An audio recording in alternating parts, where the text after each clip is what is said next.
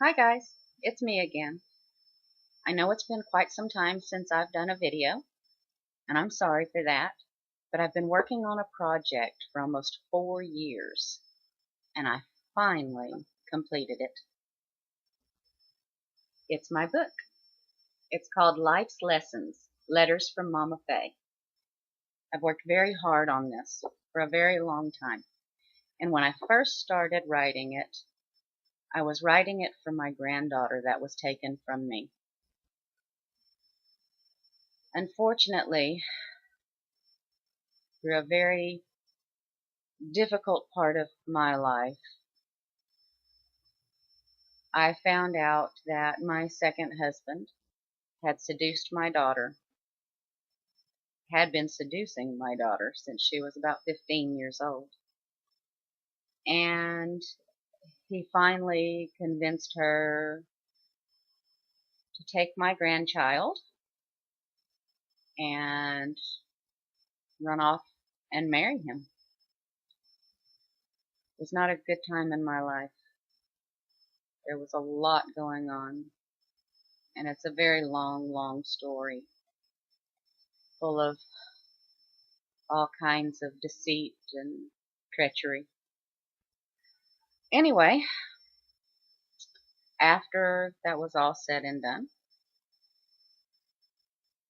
I sat back and realized that I would never be able to tell that child the stories that a grandmother loves to tell their grandchildren.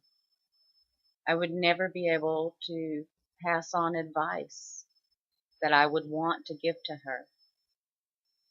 So I decided my only recourse was to write a book and hope that enough people knew about that book so that when she grew old enough, one of them might tell her about it, or maybe she could find it.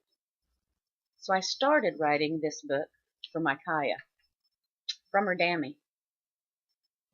As the book progressed, I realized that though I have contact with my other grandchildren, I don't get to see them very often, and I might not be able to tell those stories to them as well.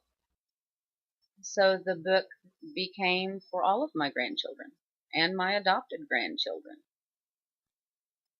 Then it progressed from there and morphed into the fact that there are so many children and grandchildren out there that never got the chance to hear the stories or heed the advice of a grandparent. So then the book became about you. It became a book full of stories and lessons I've learned in my life that I wanted to pass on to every child and grandchild out there, whether you're 18 or 80. This book was for you. This book was so that you would know there was someone out here, somewhere in the world, that understood. Someone that had felt your pain, though the situations might not have been the same. Someone that could empathize with you. You might not be my Kaya, but you might be a Kaya. I did the book a little differently than most authors. I wrote it in real words, real slang. I made the book big enough to hold on to, but thin enough so that you wouldn't be intimidated by it. The lessons aren't very long, so that you could read them, a lesson a night if you wanted. And I would hope that they would make you think of stories and lessons of your own that might inspire you to write as well for future generations. I did the print.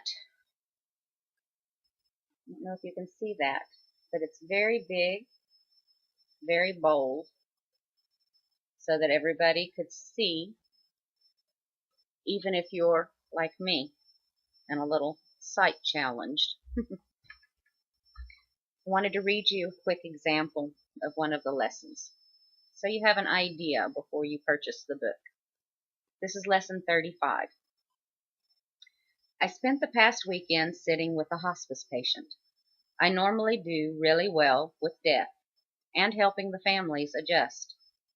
I sat back and watched Monday morning as this man who had been unresponsive for 2 days woke long enough to try to say goodbye to his daughter. And I wept. I apologized profusely for the unprofessional emotions and excused myself to allow them their last private moments together. As I was outside on their porch smoking a cigarette, it occurred to me that stray syndrome had struck again. Smiles. Since I was a little girl, I've always rescued the strays, mostly animals, a few kids, and more recently, even a church full of loving people. I took to my heart over 200 of the most lovable strays ever. Of course, as should be, I did what I could to help them grow, and they grew up and away from me. I've had a lot of time to consider why people take in or rescue strays. I think it's about love. Everyone looks for that one true love. The love that never stops no matter what. The unconditional love. It's not easy to find. But when you take in a stray, they come the closest to giving you that love. The little kitties or puppies, even the older pets, they all latch on to the one that brought them love, and they respond to it, giving as they got, so to speak. I think in a way, that's what most women are looking for when they have children. They think if I have a baby, then that baby will love me forever and never tear my heart out. Of course, it doesn't work that way. But we women tend to be ignorant and don't realize that until it's too late. I have to give my son kudos, though. Since the big disaster, that's my new coinage for the unspeakable period. I wiggle my eyebrows and smile. My son has gone out of his way to love me enough for 2 children. I still don't see him very often. He's new to adulthood and learning to spread his wings and fly solo. But when he does come over, he wraps me in his arms, holds me tight, and assures me over and over that he loves me. Sad that he would have to. Sad that he would know that I would need that reassurance over and over. But he is an intelligent individual, and he holds me together and duct tapes my heart each time he is near. I don't rescue or take in strays of the human variety anymore. I just don't usually have it in me. But this weekend, without realizing it, I had taken in this man's daughter and held her to my heart. I had taken in a stray. So I shared her hurt, her pain, and her grief with her. Saying goodbye is never easy. So I don't think I minded my little diversion into the stray syndrome again, if for only a little while. Maybe it's a sign that my heart has actually began to sew some of its pieces together again. I'm not really sure. But I do know that I learned something from the experience. Lesson learned? It isn't the love you get from the strays you take in that heals you. It's the love you give to them.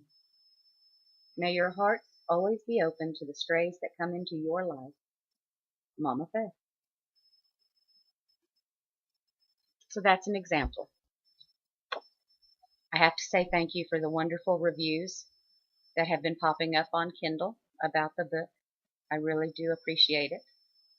I hope that each of you that reads the book feels free to leave stories from your life and the lessons you've learned from those stories in the area below or on my website. I'll list it down below as well. I hope you like the book. I hope you realize the book is for you. And I hope you know there's someone here that understands at least some of what you might be going through. All my love, Mama Faye.